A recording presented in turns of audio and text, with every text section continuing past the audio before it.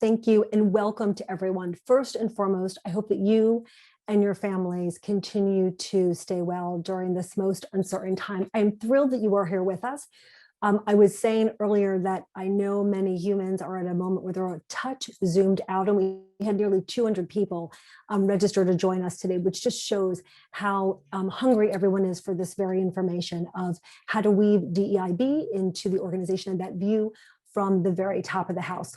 So I see that we have many new folks joining us. For those who might not be familiar with Inspire, again, my name is Jaime Klein. I'm the CEO and founder of our firm. And essentially, Inspire is a secret weapon to CHROs and CEOs for everything on their HR agenda. And we typically help in three ways. We provide interim HR leadership. We do assessment and strategy to help those lean teams get work done. And thirdly, we do training and coaching, both upskilling HR leaders on their roles, as well as doing training for employees and leaders across the organization. Excuse me. We have a team of 37 experts, all part-time W-2s. That team is growing. We hail from 14 states, and we work with both Fortune 500s as well as high-growth startups. And we started gathering this community, creating this program called Reimagining the Future of Work right when the pandemic hit last April, with the idea of making sure that none of us are up late at night or on the weekends trying to figure this all out. So here we are. Excuse me again. So I'm a firm believer that advancing diversity, equity, inclusion, and belonging, what we'd Inspire call DEIB, I'm a firm believer that tone is always set at the top. And research shows that when employees report directly to an inclusive leader, they are 2.5 times more likely to feel that they belong. And that is all that we want very much for our organizations and for our teams during this tumultuous time. We try to take a very modern view of the role of the top of the house, the role of the CEO and the direct reports. We heard one panelist say last month that they really see their CEO as a chief diversity officer. And I thought that that was so modern, just very much thinking about how it can be woven into every single business initiative. So to tackle this topic, we are honored to have three fantastic people with us who truly lead by example and have a wealth of knowledge to share. Jackie Welch, the New York Times Executive Vice President and CHRO. Cory Stern, Johnson & Johnson's VP, head of J&J's Ethicon medical device line of business, and Kira Copperman, one of our very own Inspire experts who specializes in leadership and coaching, as well as the multi-generational workplace. So Jackie, Cory, Kira, thank you so much for being here. So let's dive in.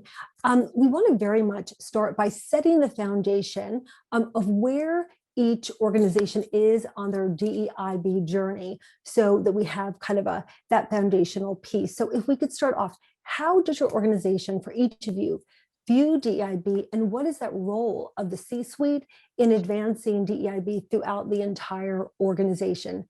Cory, let's start with you. Sure, thank you, Jaime, and it's great to be with everybody, and thanks for joining the conversation. Such an important discussion. And a privilege to spend some time. For Johnson & Johnson, it starts with our credo, which is really the North Star, the guiding statement of values that really influence and inform the decisions that we make across all of our stakeholders. And when you look at our credo and you look at the language around our employees, it starts with language about our responsibility to the employees that work with us. We must provide an inclusive work environment where each person is considered as an individual, and we must respect their diversity and dignity and recognize their merit. So it starts with the commitments, the responsibility that our credo expects of us, right? The North Star. Easy to have words on a page. It's hard to actually bring that to life and put the programs, the strategies, the systems to support that. And so, as I think about the work across J&J and our enterprise, I'd say we have a really robust and comprehensive diversity, equity, and inclusion strategy that runs across our businesses. And it's focused on everything from advancing our culture of inclusion thinking about building and diversifying the makeup of our workforce, and then also looking at the connection between business growth and innovation and DE&I commitments. We also, as a player across the healthcare landscape, look at the relationships that we've got, the partnerships that we've got, and think about the commitments that we also have to make when we think about access to healthcare, looking at inclusiveness within the healthcare experience. And so we take a pretty strong external view of what DE&I means to J&J as well. And then the third piece that I'll kind of just summarize it with is none of this happens or none of it matters without the right accountability in place. And there's a bunch of things that we do to support the attainment of our goals and the accountability factor to external commitments that we make in terms of goals that we've got to diversify the representation of our workforce, but also holding our leaders accountable. So we look at our top VPs and put scorecards in their hands that look across our DE&I strategy and bring transparency and accountability into the mix so that, again, it's not just words and strategies on paper, but the measurement of our progress. And so, that's a little bit of the framework. As I constantly say to our teams and our businesses, this is a day-to-day focus and commitment. As long-term and comprehensive as our strategies are, it's the choices and the decisions that we make each and every day. I know we'll talk a little bit more about that as we get into it, but that's a little bit of the way that I'd frame the J&J approach, Jamie. So impressive and so holistic. And I love how you very much, when you were going through the credo, I was picturing something like chiseled into marble. Like it felt so really woven into the very essence of the organization. And I love that internal and external focus. Jackie, over to you. Would love to hear your perspective on the New York Times. Absolutely. Good afternoon, everyone. And I'm going to answer the question, but only after saying a couple of things. One, Jamie, thank you and your team for the invitation to participate in this very, very important conversation. I also want to echo your comments about Zoom fatigue. Like I often joke with personal friends, can we just talk on the phone? Because my face is tired. So thank all of you, because this is exhausting. And the fact that you've availed yourself to this hour suggests that you all are also very, very much committed to the idea of advancing the cause associated with DEIB. The last thing I would like to also note is this idea of some CEOs actually embodying themselves as the CDO. There's been lots written about that, specific to Nielsen, the corporation, where their CEO for a period of time also wore the title of Chief Diversity Officer. And I think that's a great example of all of how your leaders participate really is contingent on where they are on the continuum of DEI and B, right? So for companies that are first embracing, there's a heavier touch. And then I think as you move across the continuum, you start to involve more and more layers of your organization and differently. But certainly for nascent organizations, the heavier the touch you can from your senior leaders, the better. So with respect to the New York Times, we're actually in the process of doing something very similar to what you have described, Cory, at J&J. The company has 6 corporate values that were conceived years ago and really are sort of the linchpin around expectations from a behavioral standpoint of the organization. We are right now real time in the process of behaviorizing those values. So what does it mean to be excellent? What does it mean to be curious? What does it mean for all of these values? And we're putting behaviors against them. And these behaviors are going to show up at every point in our talent management ecosystem.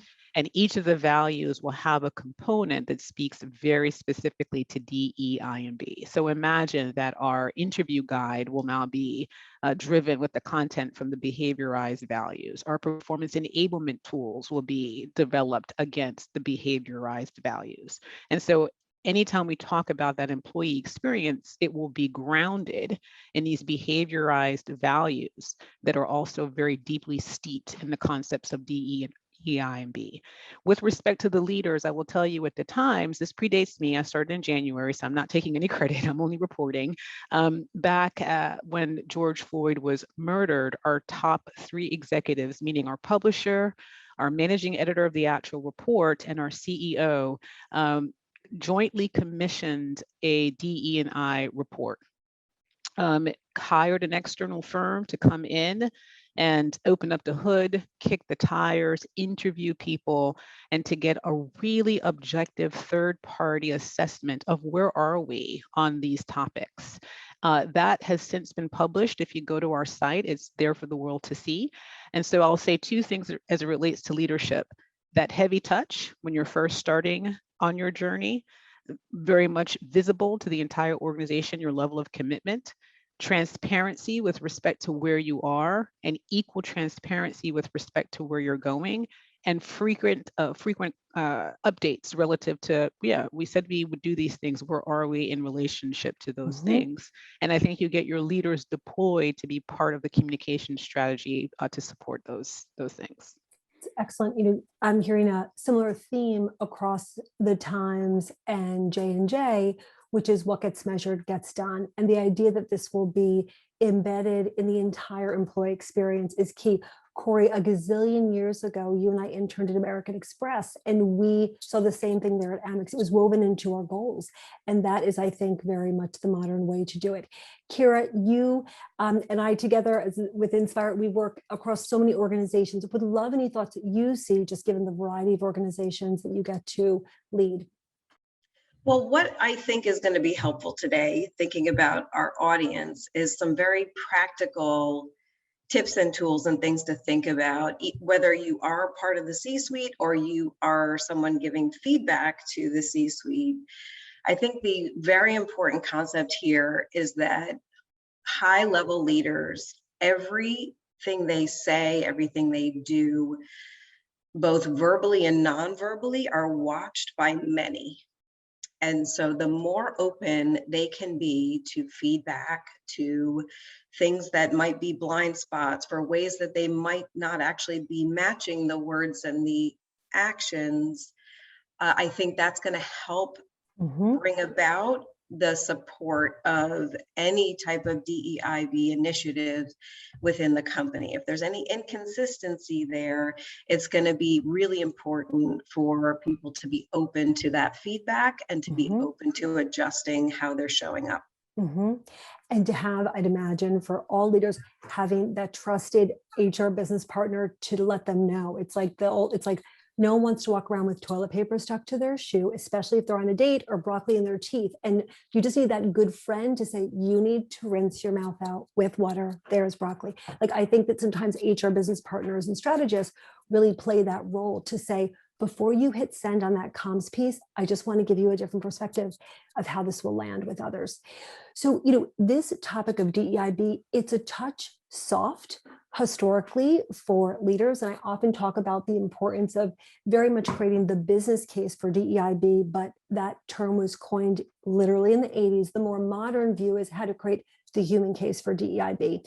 So I would love to hear from each of you. How do we elevate the importance of this traditional kind of squishy topic like inclusive leadership, so that senior leaders who might have historically been resistant, like, really prioritize it and make it a business initiative that gets measured like everything else done in the organization? So, Jackie, any thoughts from you? Yeah, it's such an important and nuanced question. And I agree with you. I mean, when we look at what we're now calling DEIB, I mean, it has its roots in affirmative action, which was purely numerical and meant to capture just representation, never mind quality of experience. And so I think you're right to point out that it's been on a continuum. So my thoughts relative to how do we humanize it to get to the measurable nature of it starts with, sorry. Oh, and actually, I'm sorry, I gave a very long intro because I had so many thoughts, but the bigger thing was like, how do you elevate it? How do you get leadership teams to really prioritize it as a true business initiative? Yeah. Yeah, so thank you for redirecting me. So the measurement by itself is a double-edged sword from my perspective, because you can inadvertently signal to people that you're more interested in moving the numbers than the quality of the experience, which I think is what the B captures, which has been absent up until this point. And so I do think that you in my view, the tactical way to get to like what are good representation numbers, right? And this is not a New York Times example, it is a prior experience example, work experience. We did a representation study so that we could get a clear view of where we are relative to representation. And then we also layered that with a talent availability study. So if I say I want to increase the representation of Black female engineers based on publicly available data, where are these people? And so now, instead of blanketly saying, let's increase Black female representation in engineering by 25%, I can say, if we are serious about doing that, here's where that talent resides.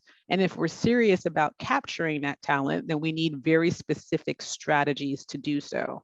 And so you make it concrete for people and you make it evidence-based. So it's not just the call for increase, but it's based on, here's what we say we want to do.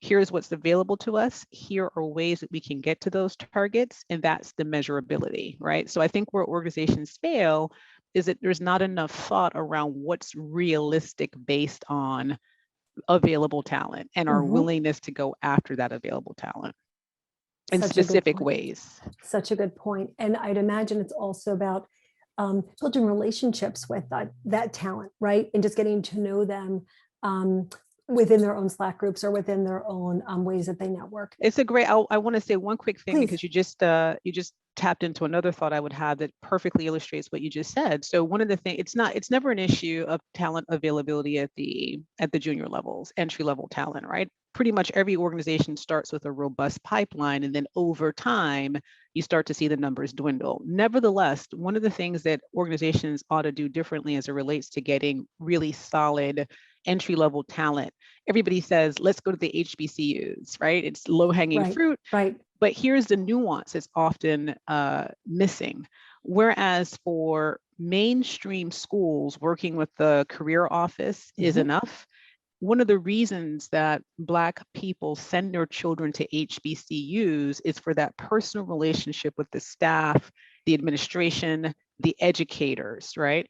And what organizations typically miss is we don't take the time to invest in building those relationships so that we have access to the best and the brightest. Kids will take jobs because their professor knows the institution and can say, these are people that are going to give you a fair shot at growing your career. So it's a smidge of difference between recruiting at an HBCU versus recruiting at a mainstream organization. So it's those kinds of nuances that we typically miss in our efforts. Yes, and that's a good point. And how do folks in this community get to build those relationships? I think you need someone just to kind of like whisper some of those nuanced things in your ear. You can't always find that out by reading a Fast Company article, etc. So Cory, any thoughts from you? I know Johnson & Johnson has a ton going on holistically across the organization, but how do you make it a business priority? Yeah, so many different comments and thoughts to share, and really appreciated, Jackie, some of your reflections. I'll share just one experience I had recently. I watched a video that I'm surprised I hadn't seen before, and would sort of suggest people check it out if they haven't. And it's a video from Randall Stevenson, the CEO of AT&T, a talk he gave back in 2016 to the employee resource groups around AT&T, and it's called the title, if you search for it, is "Tolerance is for Cowards." And it's a powerful video, and I think in many ways it just as a white male CEO, which is the majority of CEOs, as we know, is not making the business case for inclusion, but is in a very personal and profound way making the business case for inclusion. And so I would just offer that as a reference point. For me, as I think about the leadership of our organizations, what I've learned is you have to define inclusion in certain ways that people understand what we mean, because inclusion means a lot of different, it is a broad behavior. It means everything from, how you build diverse slates and think inclusively about talent pools that you're tapping into. It means how you're relating to, connecting to employees. It's how you're assessing your own behaviors as a leader. So there are so many different ways. So part of what I think we've tried to do at J&J is put some context about, what is the expectation for inclusive leadership and what does it mean, right? So how do we state our position on what inclusive leadership is? Education is a big factor. And what I've also seen is, if I think about my employees, I could probably get a sense, and I should, as an HR leader, have a sense for it. Who are the people who are just your inclusive leader? It just flows out of their veins, right? So natural, right? They naturally get it. Who are the folks who want to lead inclusively, but may not really understand it, or maybe worried about it, but are open and want to dive in? And then those who are resistors. So I think, if you pragmatically take a little bit of employee segmentation standpoint, it does a couple things. It allows you to think about, to target your actions and your solutions, but also might tell you, all right, who are some of the leaders in the organization that culturally don't fit and don't necessarily live into some of the values, and that gives you other insight. But we're doing a tremendous amount of education about what it means to lead inclusively. We're also doing things that are really cool, and an initiative that I'm involved in that's picking up a lot of momentum, which is a reverse mentoring framework, and lifting up employees from all different backgrounds deeper into the organization to reverse mentor our senior leaders. It's brilliant. I love that. And it's easy to say. It's hard. It takes work and effort and courage in many different ways. But it all goes back to, sort of this learning journey and consistently focusing on it. I know some of the things that we've talked about, particularly over the past year, is, are we really going after a movement around racial equity and inclusiveness, or is it the moment? And I know lots of organizations are talking about this. And the only way we know how to live into the fact that, this is not a moment, that this is sustainable and this is the right thing to do, is by putting these things into practice, each and every day, educationally, accountability wise. It's things that I had talked about, kind of in our overall framework. But the learning journey is a big part of it. And I think the commitment to education has to be an underlying principle. I think those are all such good points. And it's so interesting. I think it's such an interesting time to be a professional, to be a parent, to be a human. So much is happening so quickly. And if you peek into different sectors of society, of industry, you're starting to see, I think, some things that I find encouraging that do suggest it's more of a movement than a hashtag movement. So it was after Me Too. You saw the state of California require that I think it's at least one female is on all public boards. January of 2020, Goldman announced 2020? Yeah, 2020, January, Goldman announced that they were going to require any company that they were going to take public needed to have representation on their board. Like, I think what gets measured gets done.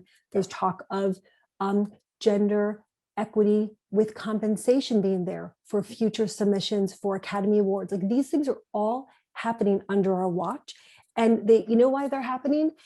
Because there's pressure at a macro level from Wall Street, as well as from shareholders and boards. But I think also there's something shifting in hearts, Cory, where it's not enough to just be tolerant, right?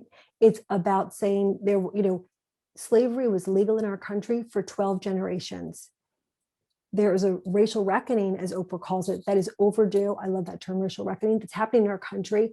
And we are living during these times. And I always say, if our parents raised us to be actuaries or opera singers, we could not move the needle on any of this stuff. But who knew? We ended up working in HR, and we can move the needle. And I think that when we look back on our careers, this will be one of our proudest moments, just moving the needle even just a smidge. So with that, we are living in this interesting time where we have seen leaders step up to the plate throughout the pandemic.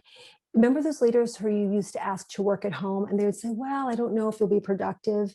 And you would say, well, can I just try it? Like, the whole world has tried it. Many of us who didn't have essential jobs have tried it for 15 months. So we're at this time where we've seen leaders step up. They've given flexibility. They've been more generous with benefits.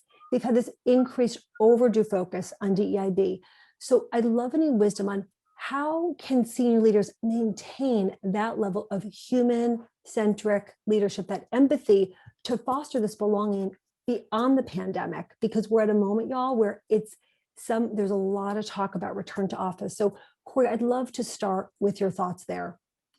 Yeah, and apologies, I don't know if you're picking up, I've got fire engines out my window here. Oh, it just means you're working and you're awake. Everyone has stuff in the background. All good. Yes. The joys Hopefully everyone from the fire is okay. Yeah, yes. But would love your thoughts. I have a story about that next time, but yes, everybody's okay.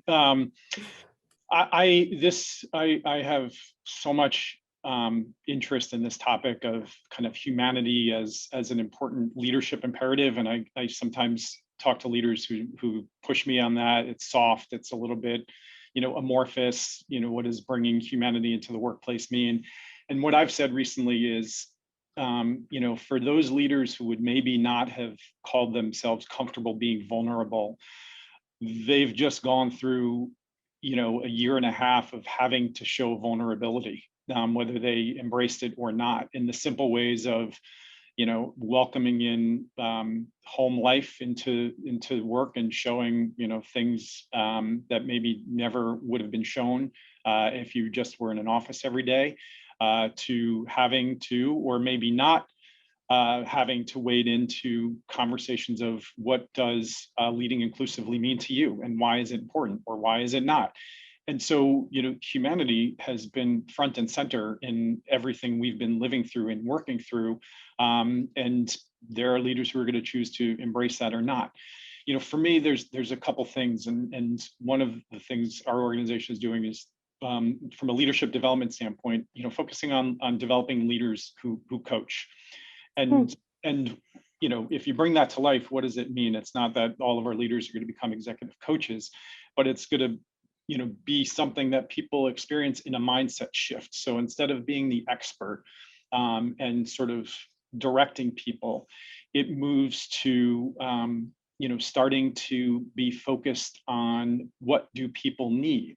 And there's to get a little academic, there's a great theory of self-determination that says, people have three fundamental kind of motivational needs. One is to have their competency honored, number one. Number two is to be given autonomy, and number three is to have connections and relatedness.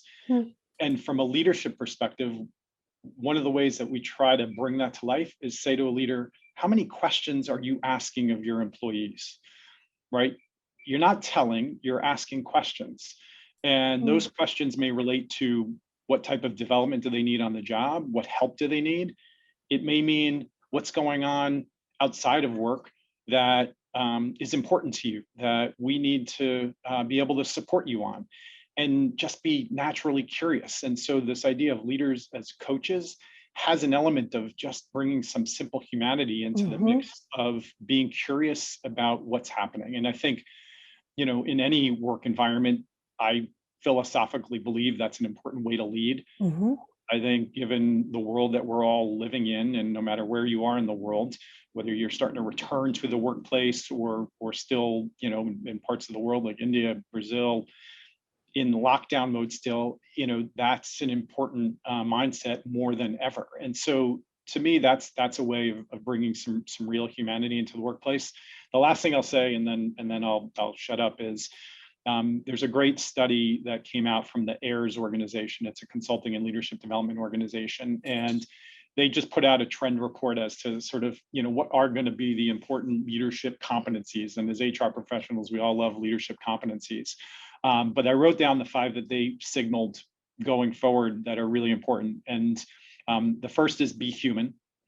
The second is about, being a team leader and a connector. The third is being a purpose-driven leader. The fourth is coaching the whole person. And the fifth is dynamic leadership. And so I, again, just offer that out there as, humanity as a leadership imperative, I think is not sort of soft or a nice to have. I think it's what people are expecting, and now more than ever. So I'll leave it there. I know I've gone on for a little bit too long. No, I love everything that you said about coaching and leading the whole human. I think, gosh, so much has happened, but we were together just 2 months ago, April, May. There was a thing that was on my mind then. No, it was May. The shortage of oxygen supply in India. And for many of us who have colleagues with loved ones back in India, or many of us who have colleagues of like teams on the ground in India, there was nothing else to discuss on the agenda than how are you? How are your loved ones? And anyone with loved ones in India or anyone living in India that experienced a leader that did not ask that question probably made a sticky note that there might not be the level of belonging that they would wish for. And people will, I think, very much remember how they were treated during these times as they reflect and have choice in this very hot job market. So Kira, I'd love your thoughts on that idea of how to create more of that human-centric leadership and then foster that belonging post-pandemic. Yeah, Cory, thank you for your comments on leader as coach. It's definitely something that I try to coach my leaders on learning how to do. And it really is a skill and an approach, and it brings the human experience really to the forefront. As you probably realized with my first comments, I'm going to be a little bit more of the practical commenter here because that's what I'm working with my clients on. And I think one of the things that we can help our C-suite and our senior leaders really think about as we're moving towards the return to office is, recognizing that, first of all, we want to check our assumptions. The idea of let's just get back to normal. That concept is something that I know a lot of people are hoping for just because this was such a difficult experience, but back to normal is probably going to be an unrealistic expectation. So checking the assumptions that we can get back to normal, checking the assumptions that people are going to be at the same pace and the same mindset about coming back to work is going to be a really challenging assumption to lead using. So I wanted to share with you, and as mentioned before, I'm a generational expert. There was a recent study done that nearly 60% of business leaders believe younger workers want to spend most or all of their time in an office. And in this study, 90% of the respondents said they had no interest in returning to the office after the pandemic. So we, again, have these assumptions that we make that people want to be connected or they want to be present and be able to face-to-face collaborate. And then we're going to have different phases of returning to office and the comfort level. It's really a process. And I also, one more thing to add, I'm going to have you think about the phases of change. Different people, as I'm sure many of you have experienced with your employees, they go through change at different paces. And return to office is a big change. So it's really figuring out how you can get to that acceptance part of the change, and different people are going to go through that very differently. So as leaders, to be really aware of that and patient and listen, understand, and find ways to help people feel better about the process. Absolutely. And I was thinking earlier, it was a pandemic globally, but it felt very different in each person's home. And there's a diversity component to that. July 1, we have our next panel on return to office, and we're very much diving into all of that. Kira, I want to continue to build on that generational piece. So I'd love you to share with us, because you have written 2 books on this. How do you see these generational differences in engaging with DEIB and what it means to the leaders of the multi-generational teams that they now have? Yeah, it's a very important consideration. And as I refer to the generations, please keep in mind that, these are generalizations and they're not rules. So there's going to be variations on the theme of how people view DEIB. But historically, for baby boomers who have been in the workplace for a long time, it's very similar to what Jackie was talking about. It's been a more metrics-based view. What we can measure, what we can view, what we can look back and say we did.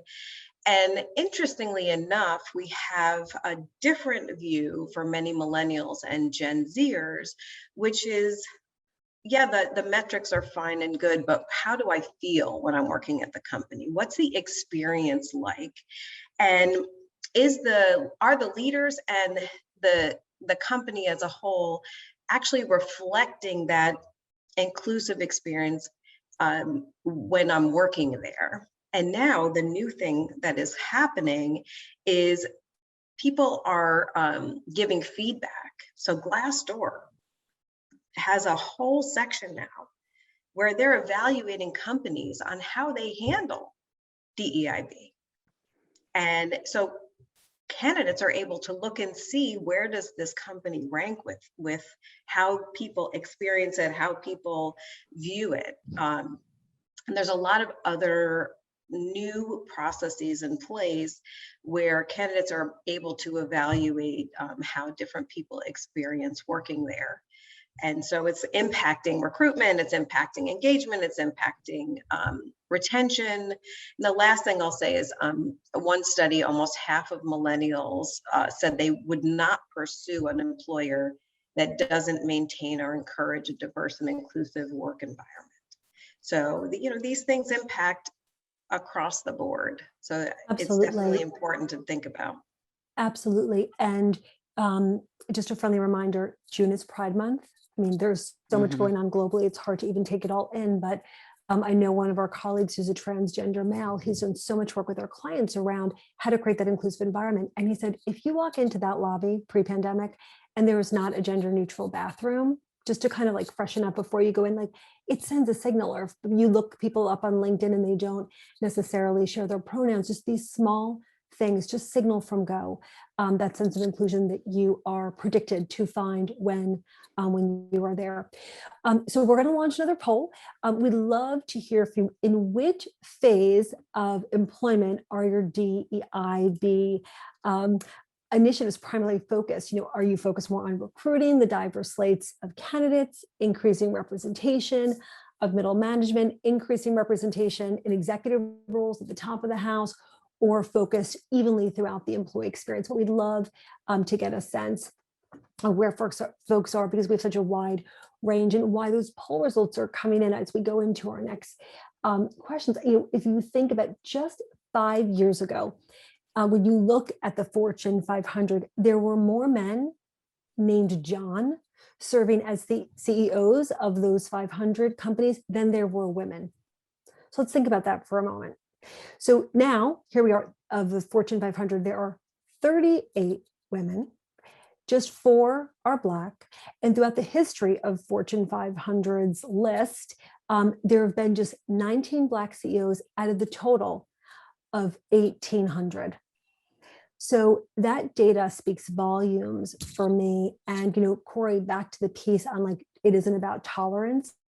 We should all be, this feels urgent to me that there is such poor representation, because there is such creativity and innovation and gifts that are just not even brought into organizations because of the systemic racism that exists in our country. And so I think all that we're doing at the top of the house hopefully will move this needle, which is so important. So looking at where folks are, so 53%, the highest number of folks are saying that their DEIB efforts are focused evenly throughout the employer experience. Next under that is the focus on recruiting. And we focused on building the diverse slates and how to very much reduce bias in recruiting last month. When we talked through that, and that is very much, I know, the place where it feels helpful to start for many organizations. So next thing we wanted to tee up is around— Actually, if I could, please, Jamie, Jackie, before we get too please. far away from it, I really relished the comments that Cory started the conversation on relative to humanity, but feel morally obligated and duty bound to say a couple of things. Humanity is a contact sport, right? And so partly what we have to anticipate, if we're truly regarding this moment as a reckoning, reckonings are painful. It's not going to be all love, peace, and hair grease. And so partly what we have to attune our leaders with is, don't ask questions to which there's only one right answer. So just because the organization is sort of in a position where it wants to sort of have this warm embrace and bring people into the fold, there are true hurdles with that. And so just recognizing that you can have the best planned script, you can have the best heart-driven intentions, and things may not unfold in the way that you intend, right? So that's one. And then anecdotally, to give you examples, we're in this moment of heightened and increased anti-Semitism. And so I personally have been asking my colleagues who I know are Jewish, how are you? And, if it's in a one-on-one scheduled meeting, I have backup time because it may end up being an actual conversation and not just a thank you for asking. There's a lot to unpack here. Same thing, anytime there is an issue of police brutality, the risk of asking your Black colleagues, how are they? But you also have to leave space that there may be an answer with which you are discomforted.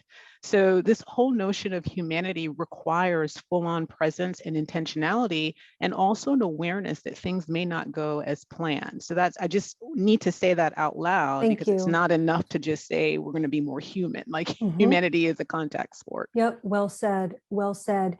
And it's interesting, Jackie, there is so much that is unfolding daily. It was just 4 months ago, I literally have no track of time anymore, that there was the terrorism, I will call it, in Atlanta against Asian Americans. And I think that so many of our colleagues wanted very quickly, and our clients wanted to very quickly just come up with a response. And what, where a lot of organizations have left it is, how many times do we send out that email saying that we are heartbroken, we have donated, here are some resources to educate ourselves, and let's volunteer. There is so much happening globally and also in everyone's individual zip code. But to every leader who asks, like, what's the right cadence of those comms, I say, put it as the first line item on your agenda, because Michelle Obama says she says so many things, but one of her things is like, you cannot hate up close. And I think the more that we as humans get to know each other, not the stereotypes that might have been shared around our dinner table or we might have heard in our grammar school yards, but just get to know folks, that's when it all breaks down. And then for any of us who have nieces, nephews, kids, then you bring that conversation to your own dinner table and you break down any judgments that they might have. And I think that is, again, the small moving of the needle during these times. But I love that, just making the time to ask the question and to listen. In about 5 minutes, we're going to go to some Q&A. So if you have any questions, this is a great time to pop them in the chat. We want to leave a couple minutes towards the end.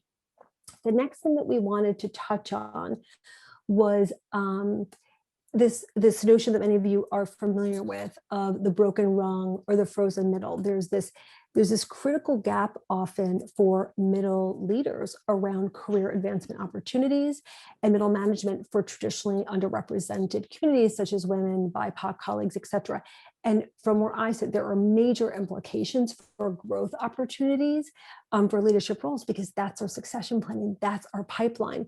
So I love any innovative ideas that you've seen that where folks can develop and advance folks from these underrepresented groups.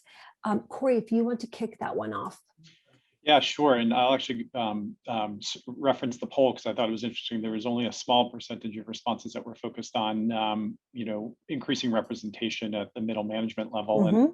And I think that for me, that's actually really where it starts is, what investments and what energy are you putting into, building and diversifying and strengthening the foundation of the organization, whether it's through increasing your college hiring, university hiring numbers, whether it's looking at dropping requirements, degree requirements, running job descriptions through technology that can create more inclusive language, which is something that we're trying to do for every job that we post, that calls out unconscious biases in how you're positioning jobs or developing slates.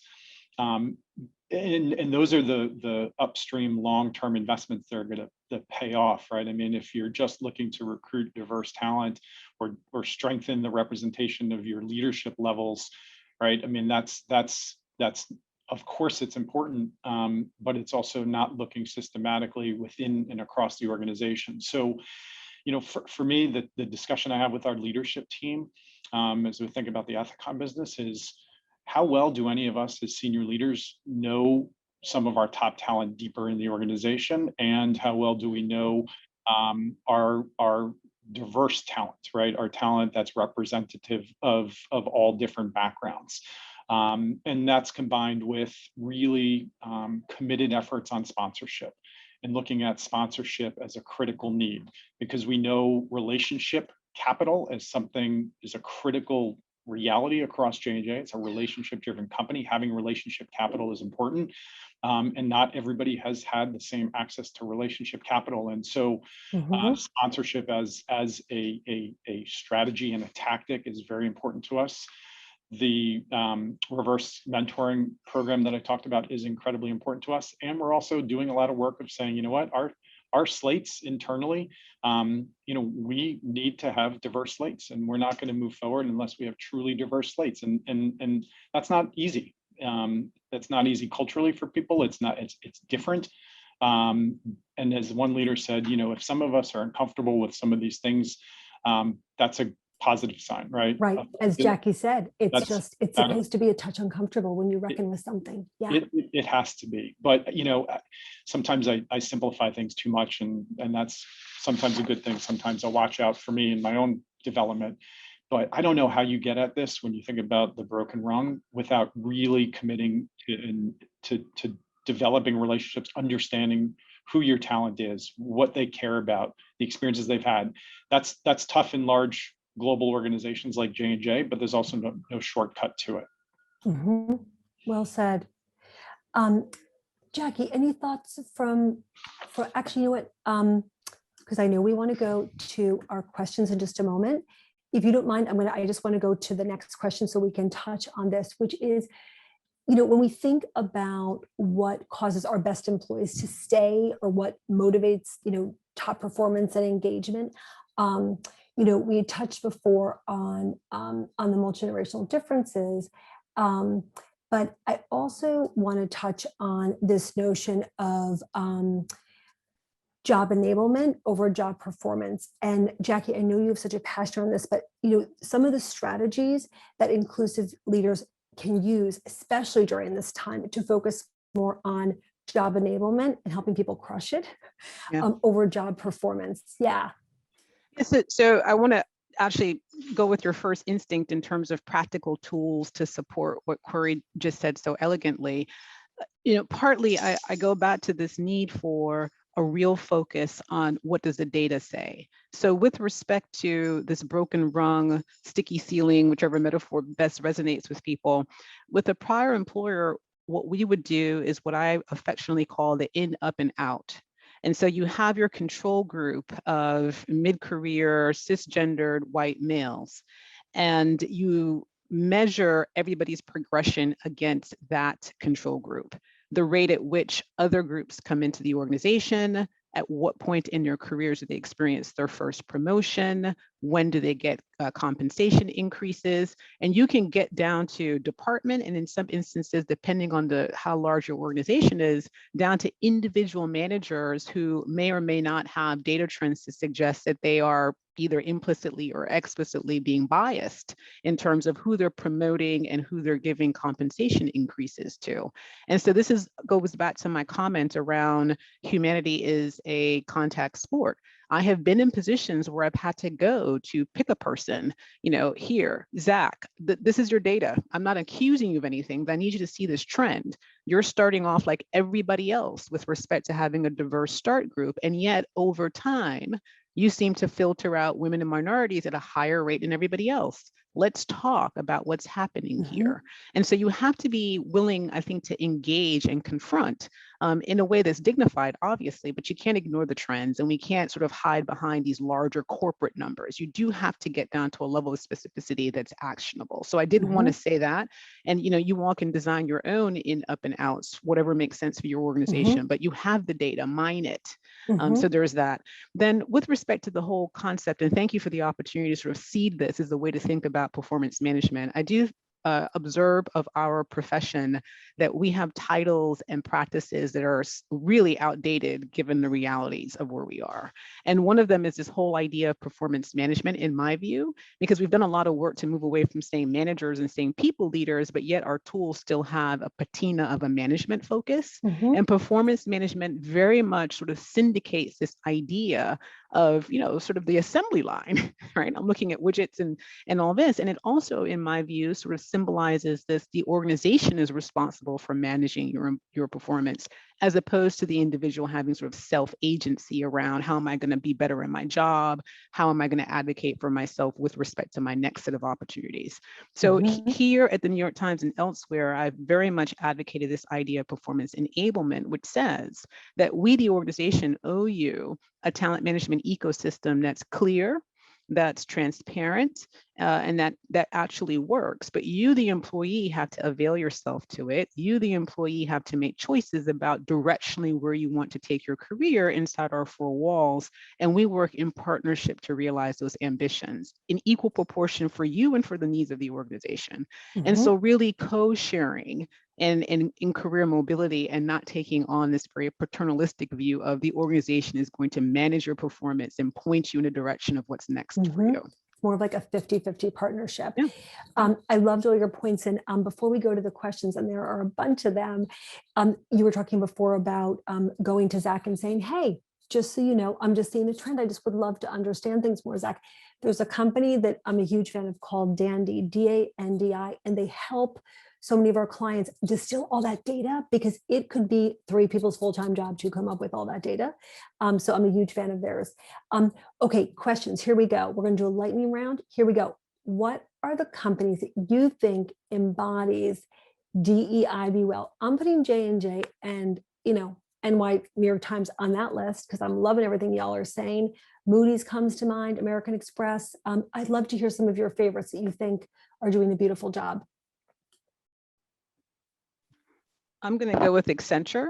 Ellen Shook and her partners have really put strong stakes in the ground relative to not only representation, but the quality of the employee experience in an antiquated business model, right? Like by the very nature of consulting services, you're dispatching people all across the globe, you're artificially inserting them into organizations. I mean, it's just rife for all kinds of difficulty, and yet they have really committed themselves in remarkable ways relative to moving the needle on DEIB. So I would add them to our all-star list.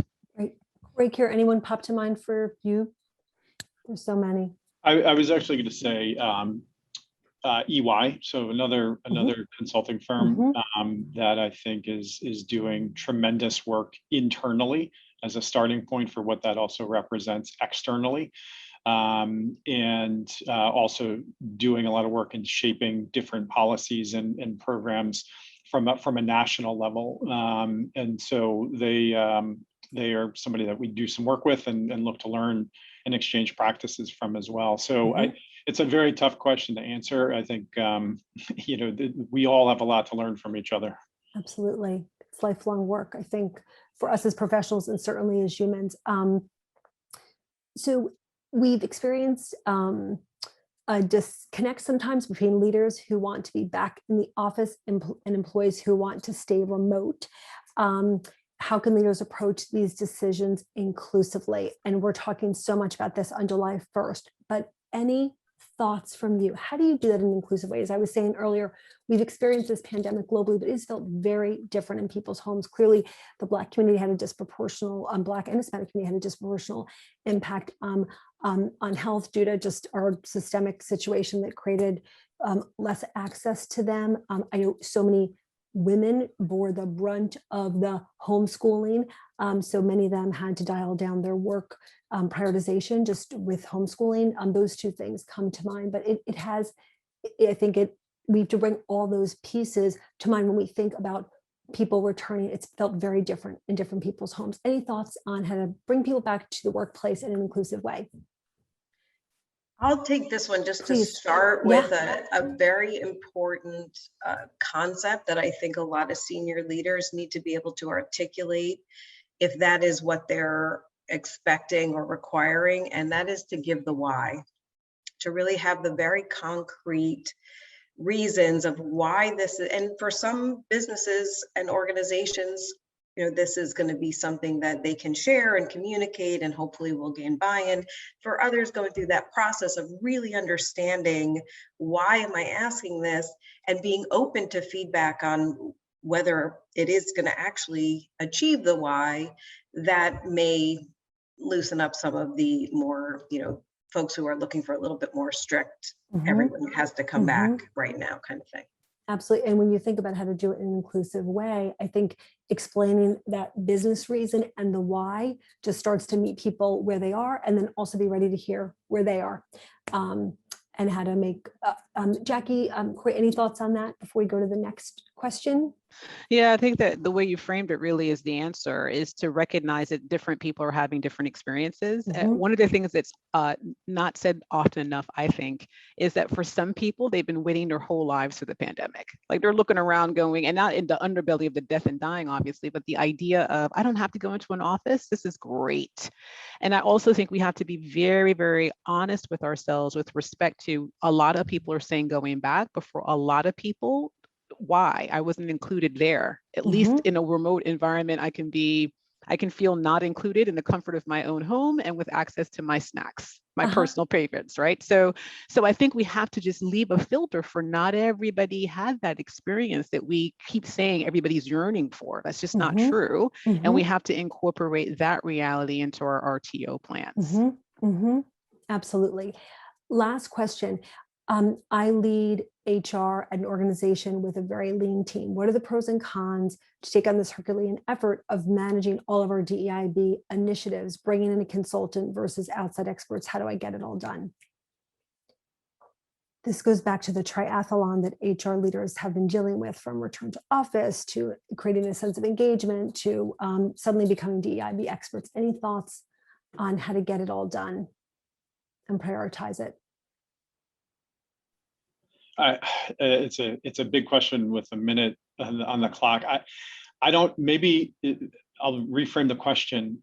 Getting it all done may not be the appropriate frame to look at it from, and maybe the appropriate frame is, what is at the core of your organization most meaningful and important to accomplish when you think about the journey of DEIB commitments. Because with anything that we take on, I'm always guilty of this.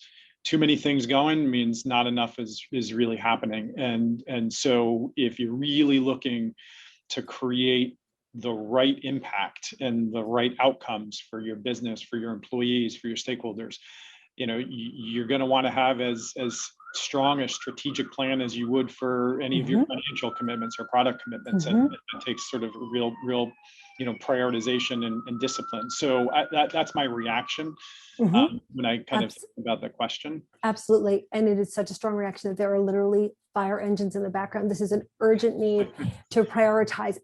Kira, Jackie, Cory, thank you so much for this time. We're at the top of the hour. If folks have follow-up questions or need a hand with anything on their DEIB agenda, definitely you can always hit me at hello@inspirehumanresources.com. Happy to help and continue to be a sounding board. We will see you July 1st next month for the focus on return to office. Thanks and take good care. Bye-bye.